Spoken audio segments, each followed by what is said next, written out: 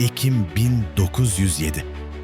New York'un finans merkezi Wall Street her geçen gün artan bir tedirginlikle çalkalanıyordu.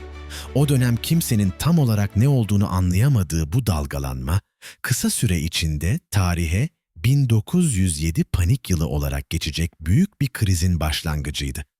Olayların fitilini United Copper Company hisselerini kontrol altına alma girişiminin beklenmedik bir şekilde çökmesi ateşledi.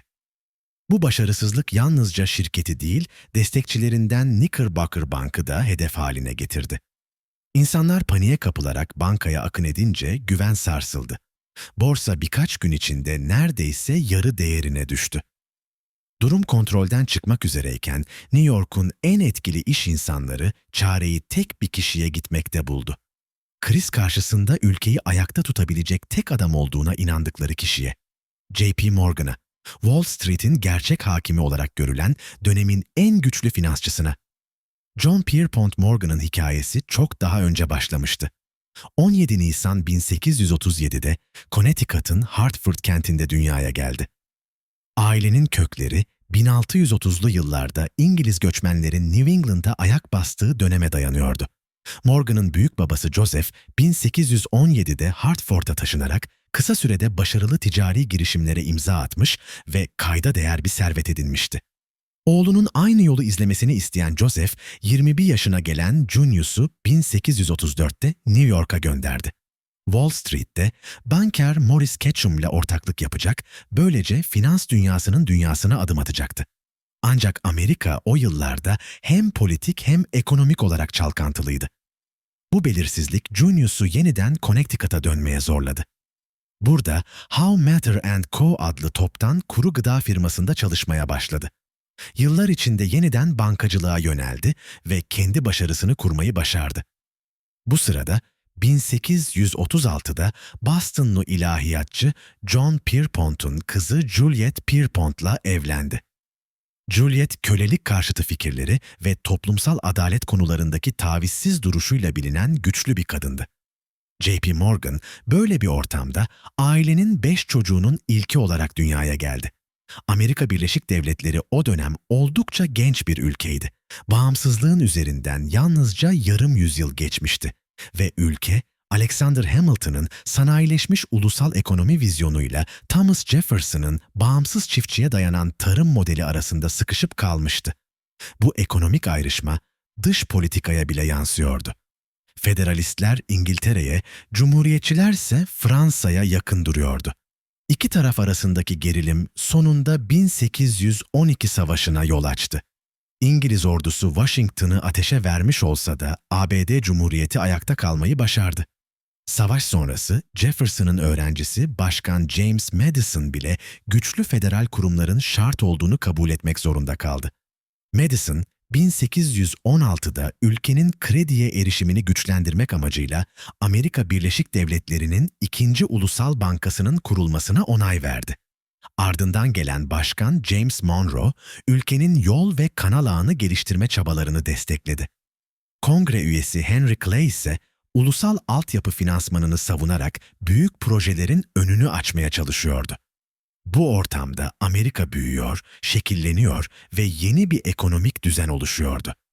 Ve bu büyümenin tam ortasında ileride ülkenin kaderini etkileyecek olan J.P. Morgan yetişiyordu. 1830'lar Amerikası, siyasi çekişmelerin ekonomiyi sürekli sarsıp durduğu yıllardı. Andrew Jackson'ın yükselişi, 1824'te Beyaz Saray'a giden yolu kesilen bir halk hareketinin sonucuydu.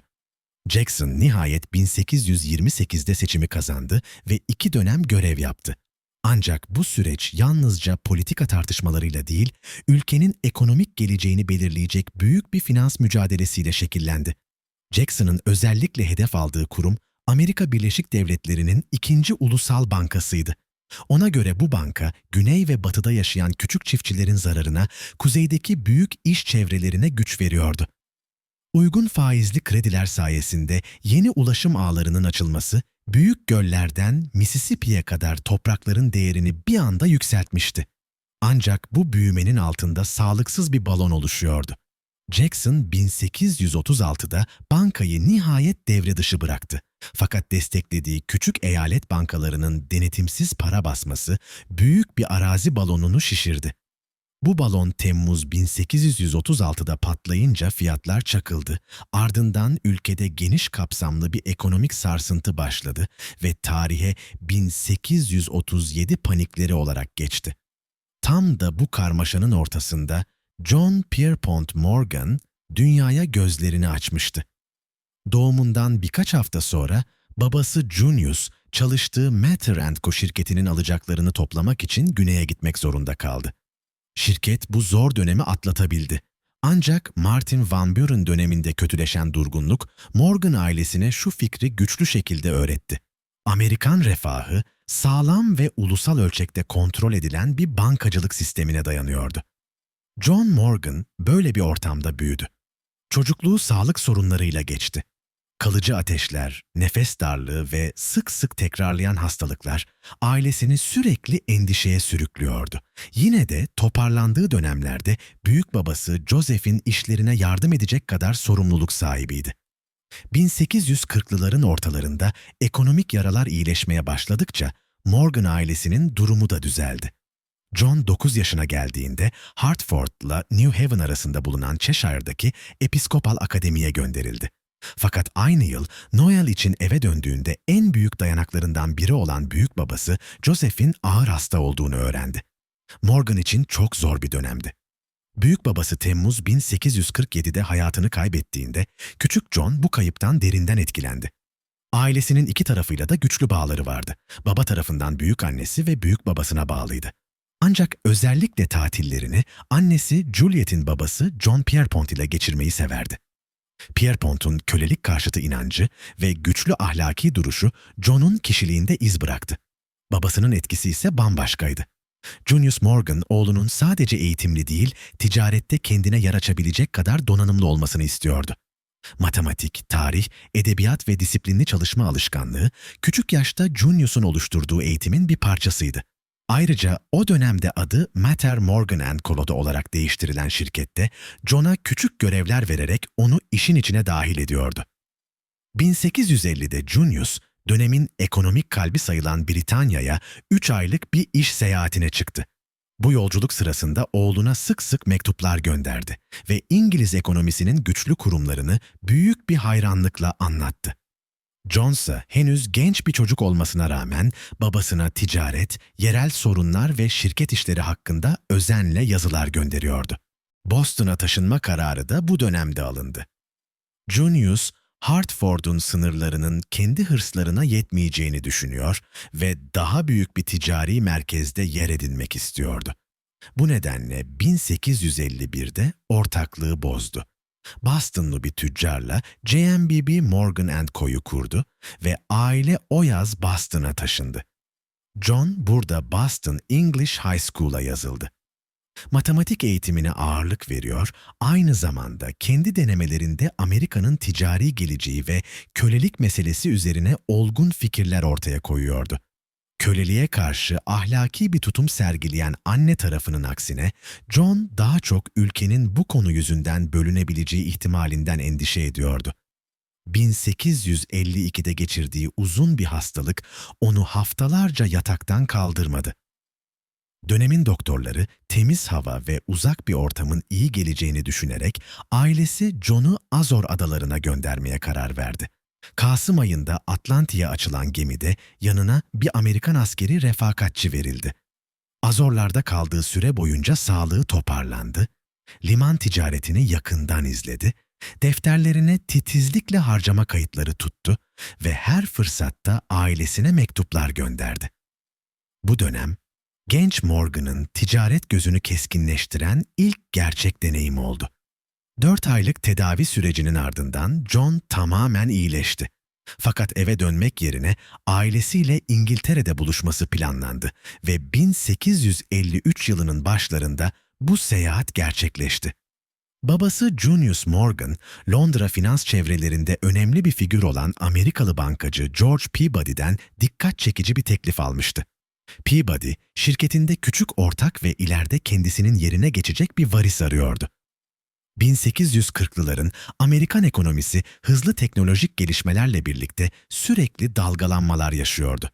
Peabody ise bu karmaşa içinde çeşitli eyalet hükümetlerini temerrüde düşen borçlarını geri ödemeye ikna ederek Londra piyasalarında Amerikan güvenilirliğini yeniden sağlamıştı. Ayrıca demiryolu patlamasının ilk yıllarında yaptığı istikrarlı kredi politikasıyla İngiliz finans çevrelerinde saygı kazanmış, 1851'deki büyük sergide Amerikan endüstricilerine maddi destek sağlayarak ABD'deki iş çevrelerinin de takdirini toplamıştı. Artık yaşlanıyor, evlenmemişti ve bankacılık mirasını devredeceği bir isim arıyordu. Ortaklarından birinin tavsiyesi üzerine Junius Morgan bu iş için en uygun aday olarak görülmüştü.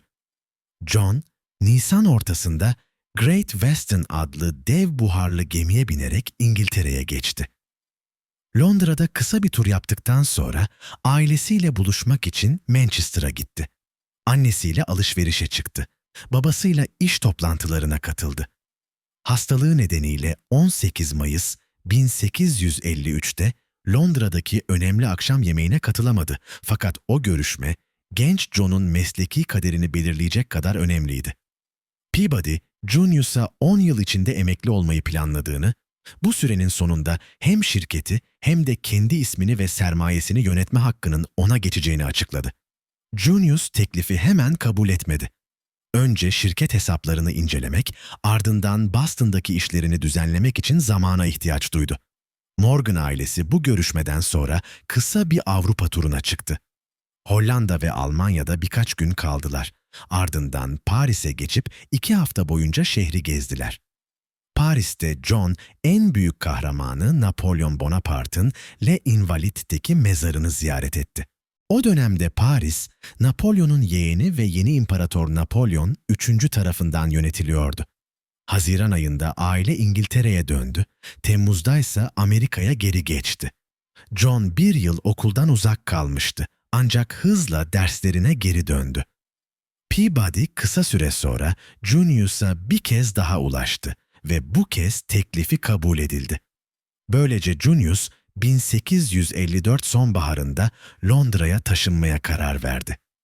O dönemde John Boston English High School'da son yılını okuyordu. İş hayatına hemen atılmak istese de babası buna izin vermedi ve dil eğitimi alması için onu Avrupa'ya göndermek istedi. Morgan ailesi Eylül 1854'te İngiltere'ye gitti. 2 Ekim'de Peabody, Morgan & Co. resmen faaliyete başladı. Bir ay sonra 17 yaşındaki John Fransızca öğrenmek için İsviçre'nin Vevey şehrine gönderildi. Yolculuk sırasında Amerikan Büyükelçisi ve gelecekteki ABD Başkanı James Buchanan'ın Paris'e iletilmesi gereken belgelerini teslim etmekle görevlendirildi. Başlangıçta uyum sağlamakta zorlandı, fakat kısa sürede Fransızca'da ustalaştı ve okulunu birincilikle bitirdi. Babası ilerlemesinden memnundu ve onu 1856 başlarında Almanya'nın Göttingen kentine gönderdi. Burada Almanca öğrendi. 1857'nin başlarında İtalya'ya giderek birkaç ay geçirdi. Ardından Temmuz ayında Londra'ya dönmesi istendi. Bu süreçte John, Batı dünyasından 200 yıldan fazla izole kaldıktan sonra yavaş yavaş dışa açılmaya başlayan Çin'e büyük bir ilgi duymaya başlamıştı. Ailesi ve arkadaşları artık ona Pierpont ya da kısaca Pont diyordu. Kendisi de asıl adı John yerine ikinci adını kullanmayı tercih ediyordu. Çin'e gitme isteği annesi tarafından kesin şekilde reddedildi. Bunun yerine Junius, onun New York'ta Duncan, Sherman & Co'da da katip olarak çalışmasını ayarladı. Pont, Atlantik'i geçip Eylül 1857'de yeni görevine başladı. Bu iş için maaş almıyordu. Geçimini babasının gönderdiği aylık $200 ödenekle sağlıyordu. Katiplik, mektupları kopyalamak ve yazışmaları düzenlemek gibi sıradan işler içeriyordu. Ancak bankacılık dünyasına dair son derece değerli bir bakış sağlıyordu. Ayrıca Azor Adaları'ndaki eski ev sahibinin kuzeni olan muhasebeci Charles H. Dabney'den muhasebe dersleri aldı ve Peabody'nin New York'taki ajentesi olarak görev yaptı. Göreve başladıktan birkaç hafta sonra Amerika'daki 1850'ler ekonomik patlamasının bir anda çökmeye başladığına tanık oldu. Kırım Savaşı'nın 1856'da sona ermesi, Rus tahılının yeniden Avrupa pazarına girişine yol açmış, bu durum Amerikan tahıl ihracatını düşürmüştü. Ayrıca İngiltere Merkez Bankası faiz artırınca yatırımcılar Amerikan varlıklarını satıp Londra'ya yöneldi. Piyasalardaki hızla büyüyen kriz, Peabody'nin nakit sıkıntısına girmesine neden oldu ve şirket ancak İngiltere Merkez Bankası'ndan alınan 800 bin sterlinlik acil krediyle ayakta kalabildi.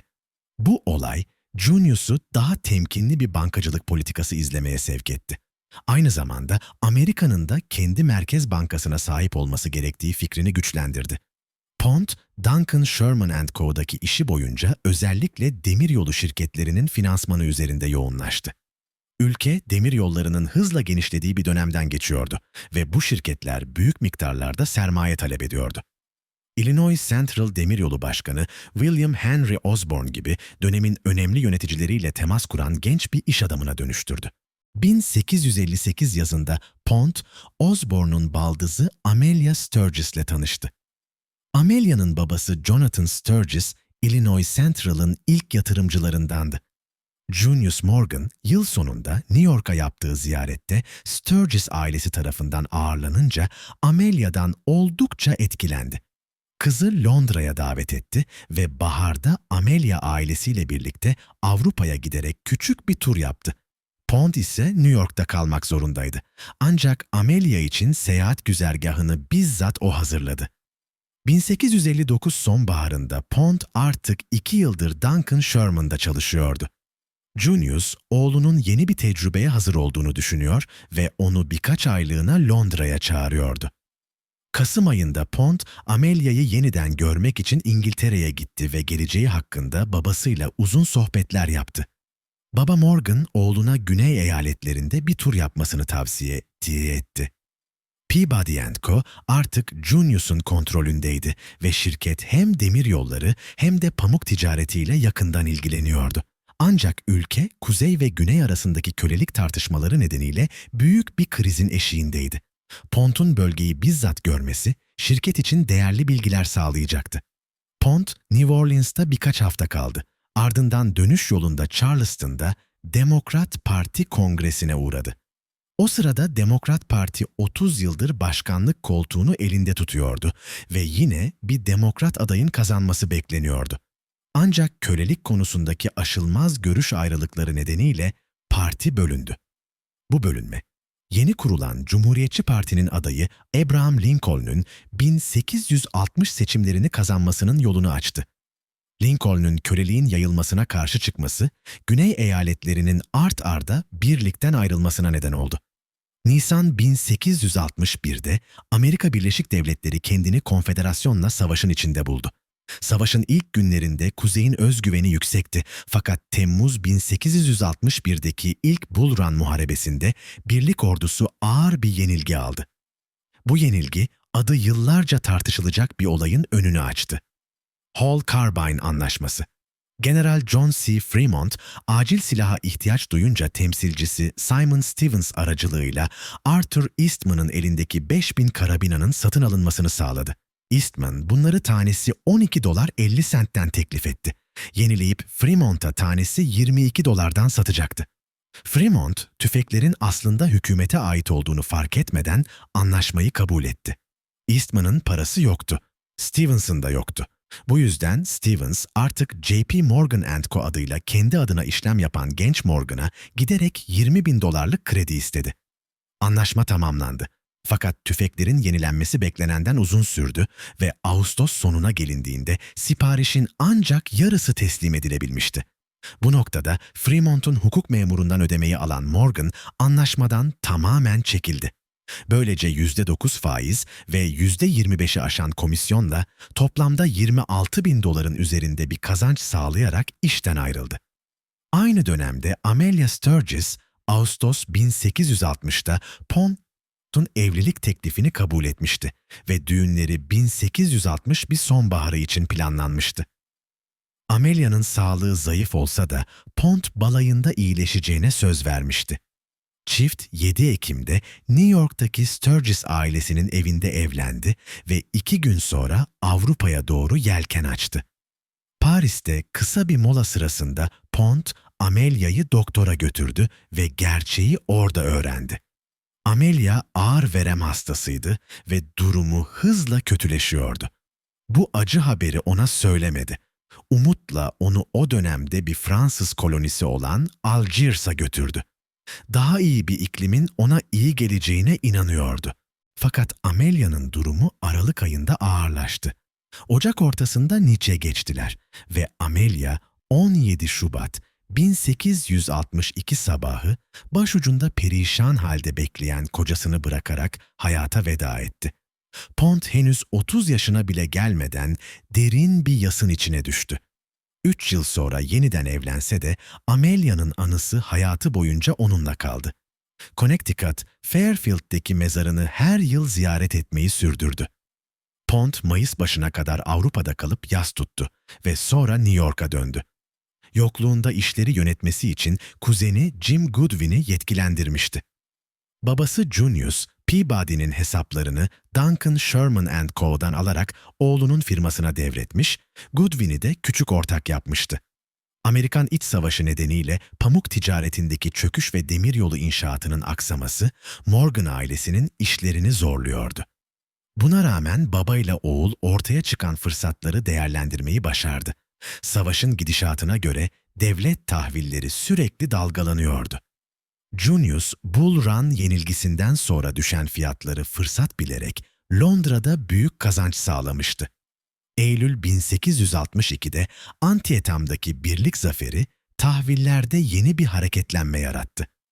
1863 yazında General Grant'in Vicksburg'da konfederasyon güçlerini teslim almasıyla Pont, Nova Scotia üzerinden babasına acil bir telgraf göndererek tahvil alması için zaman kazandırdı. Bu müdahale Junius'a ciddi bir kar getirdi. Savaşta Gettysburg'dan sonra Pont askerlik için çağrıldı. Ancak cepheye gitmek yerine o dönem yasal olan bir yöntemle yerine geçecek birini $300 karşılığında tuttu. 1864 sonbaharında George Peabody, yıllar önce verdiği sözü tutarak Junius'a bankanın yönetimini bıraktı. Ancak hayırseverlik girişimleri soran adını kullanma izni verme sözünden geri çekildi.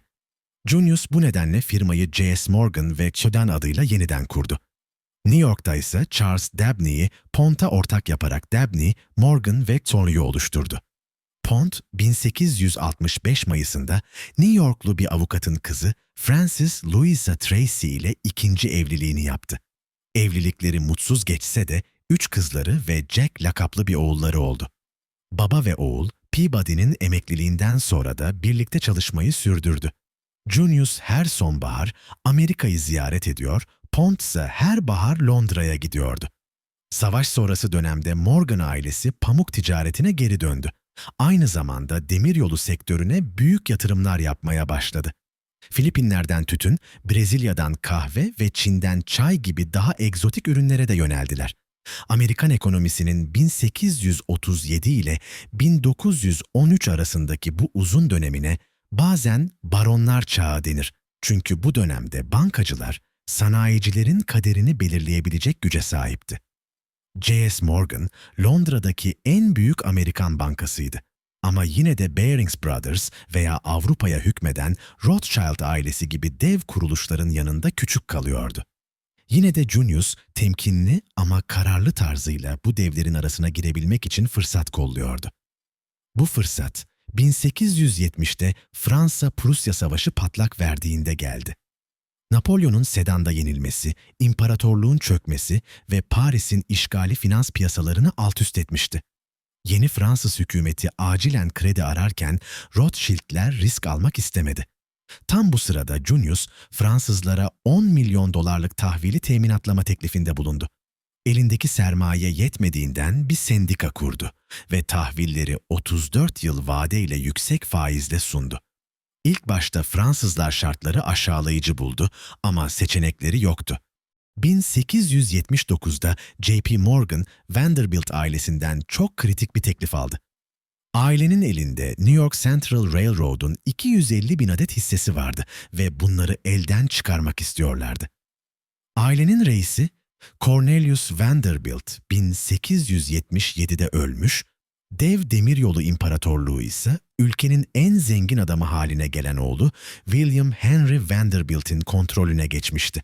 Ancak William Henry hem kamuoyu hem de kongrenin işletme politikalarına yönelik artan eleştirileri nedeniyle elindeki dev pozisyonun bir kısmını satma kararı aldı ve bu operasyonu yönetmesi için Pierpont'a başvurdu. Görev son derece hassastı. Bu kadar büyük miktardaki hisseyi piyasaya bir anda sürmeden, yani New York Central'ın fiyatını çökertmeden elden çıkarmak. Junius, Londra'daki yatırımcılara pazarlamak üzere 50 bin hisseyi üstlenirken, Pierpont New York'ta bir yatırımcı sendikası kurarak geri kalan hisselerin tamamını piyasa fiyatından satın almayı organize etti. Hisselerin tamamen satıldığının açıklanması Wall Street'te şok etkisi yarattı. Hem işlem hacminin büyüklüğü hem de fiyatların korunmuş olması Pierpont'un piyasa üzerindeki ustalığının açık bir göstergesiydi. Bu operasyonun sonunda Morgan yaklaşık 3 milyon dolarlık komisyon kazandı ve ayrıca Londra'daki muhafazakar yatırımcıların çıkarlarını temsil etmek için New York Central Yönetim Kurulu'nda bir koltuk elde etti. Her ne kadar bu düzenlemeler onun vatanseverliği hakkında bazı çevrelerde soru işaretleri doğurmuş olsa da pratikte sonuç açıktı. Ailenin New York şubesi, karlılık ve nüfuz açısından Londra merkezini geride bırakma yoluna girmişti. Pierpont'un artan serveti ve itibarı 1882 yılında 219 Madison Avenue'da büyük bir konak satın almasını sağladı.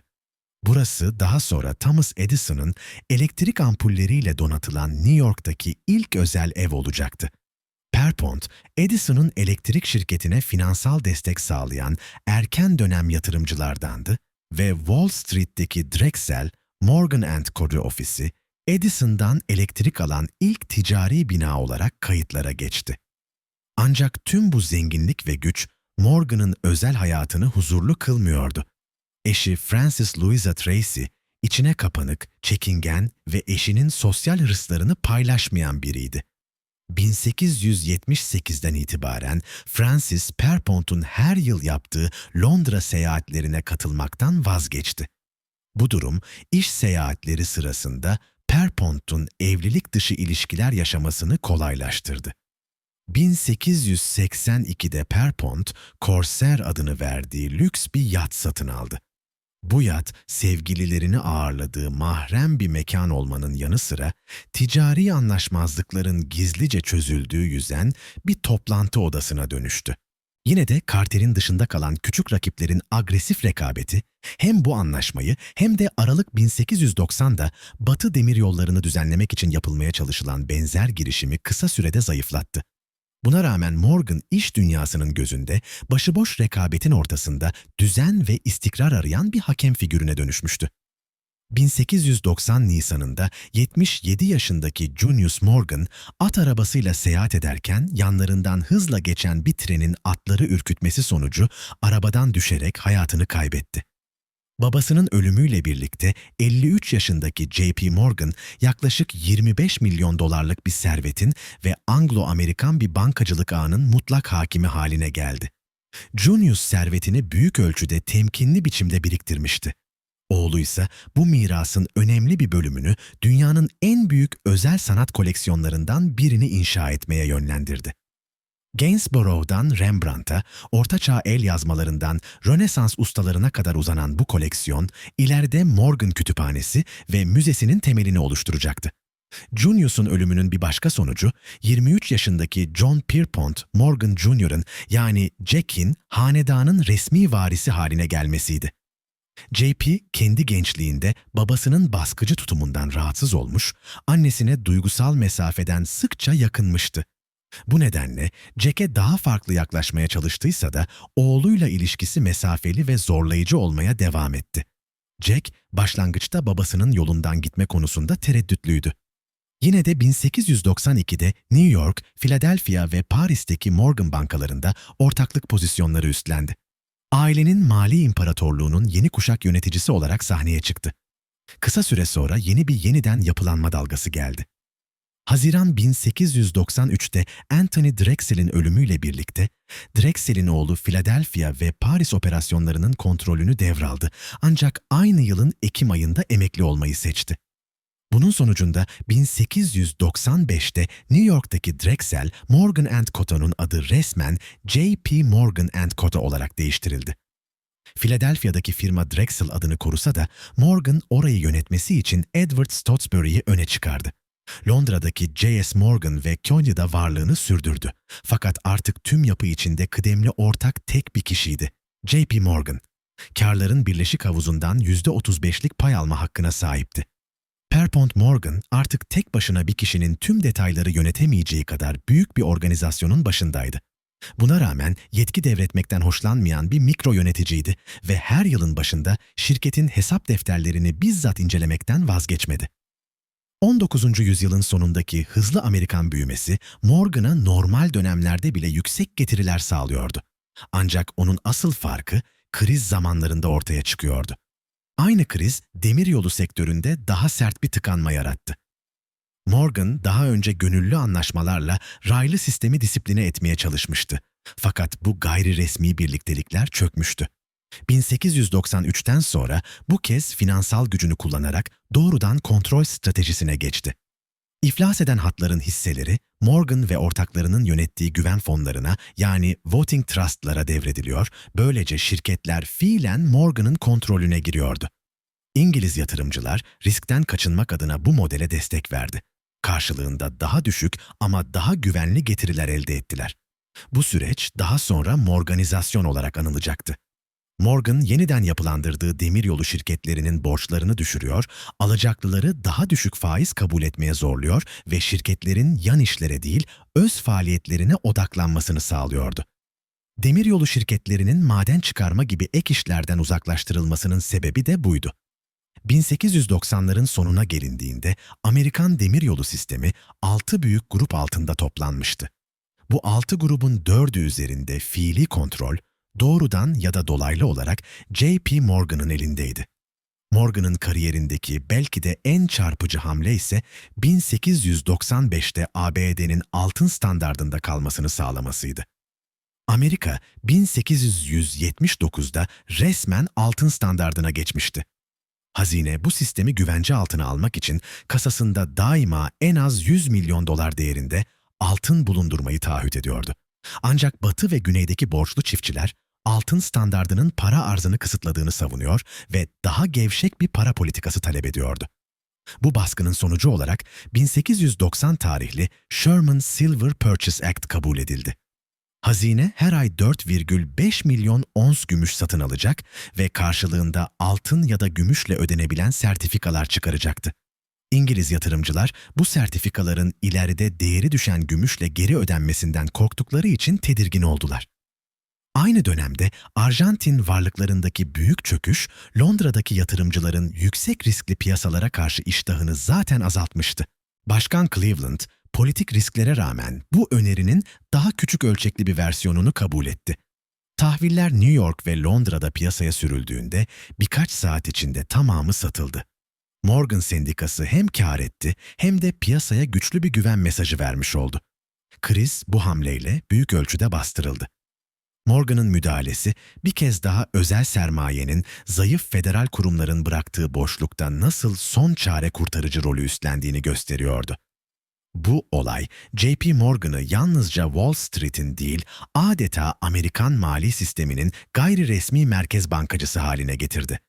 Piyasalarda dalgalanma şimdilik yatışmış olsa da altın-gümüş standardı tartışması daha yıllarca Amerikan siyasetinin en hararetli gündemlerinden biri olmaya devam etti. 1896 başkanlık seçimleri yaklaşırken, Demokrat Parti serbest gümüşün en ateşli savunucularından, hitabetiyle kitleleri peşinden sürükleyen popülist William Jennings Bryan'ı aday gösterdi. Bryan, altın standardını savunanları eleştirirken meşhur konuşmasında "İnsanlığı altından bir haç üzerinde çarmıha germeyeceksiniz" sözünü kullanacak ve bu cümle siyasi tarihe kazınacaktı. Cumhuriyetçilerin adayı ise Ohio'lu William McKinley'di. McKinley altın standardını savunuyor, istikrarlı para politikasının sermaye ve büyüme için vazgeçilmez olduğunu vurguluyordu.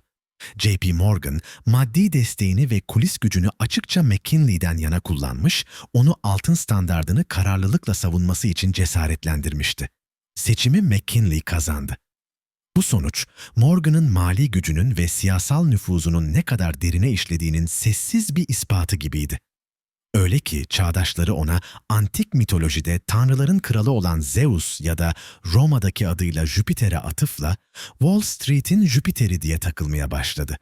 Morgan her ne kadar McKinley'nin 1898'de İspanyol-Amerikan Savaşı'nı başlatma kararını desteklememiş olsa da savaşın sonucu Amerika'nın küresel konumunu dramatik biçimde değiştirdi.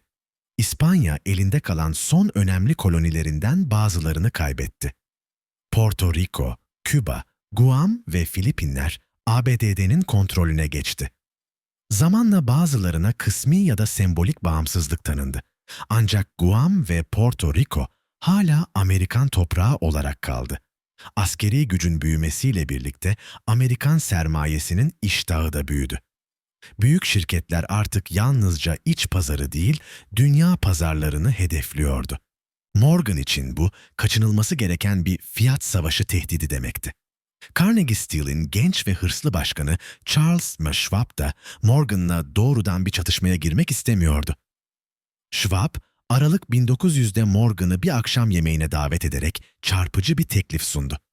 Önerisi, Amerika'daki çelik endüstrisinin neredeyse yarısını, merkezinde hem Carnegie hem de Morgan çıkarlarının olduğu tek bir dev tröst altında birleştirmekti.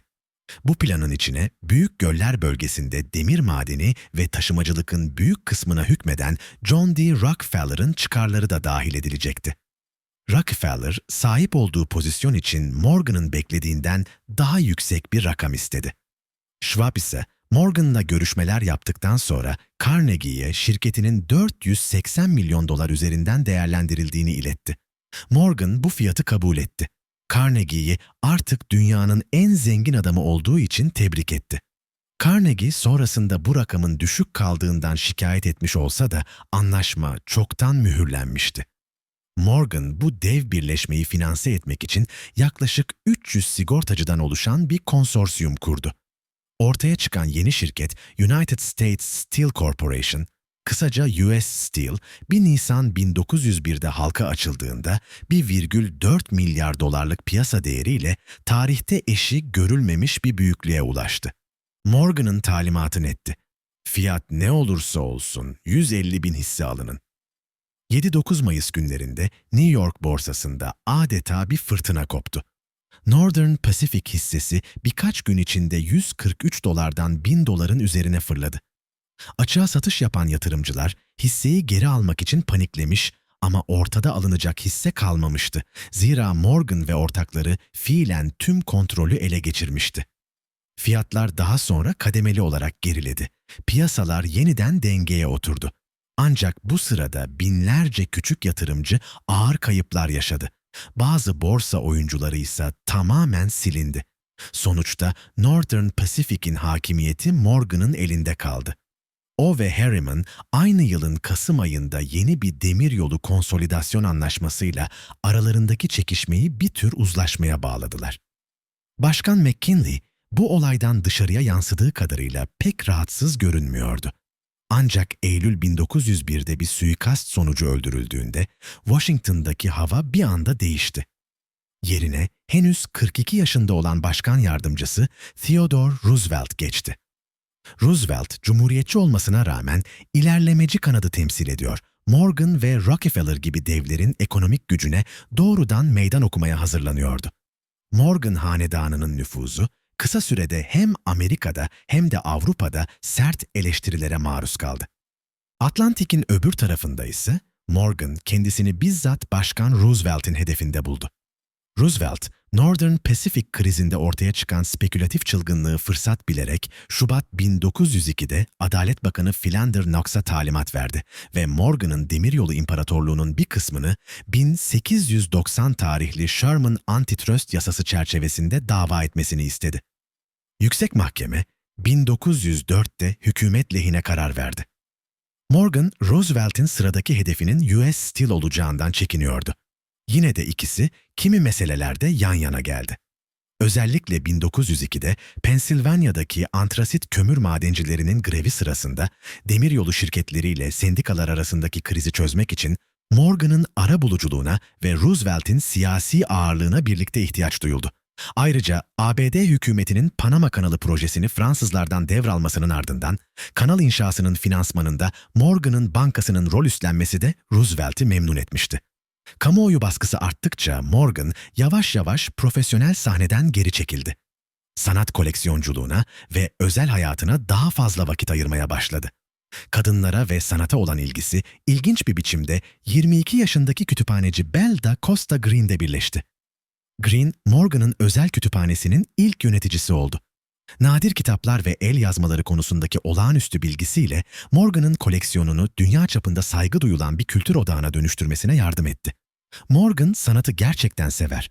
Avrupa'daki müzeleri ve galerileri gezerken yalnızca prestij peşinde koşmaz, keyif de alırdı. Ancak koleksiyonculuk tutkusu aynı zamanda Amerika'nın kültürel alandaki yumuşak gücünü gösteren bir vitrine dönüşmüştü.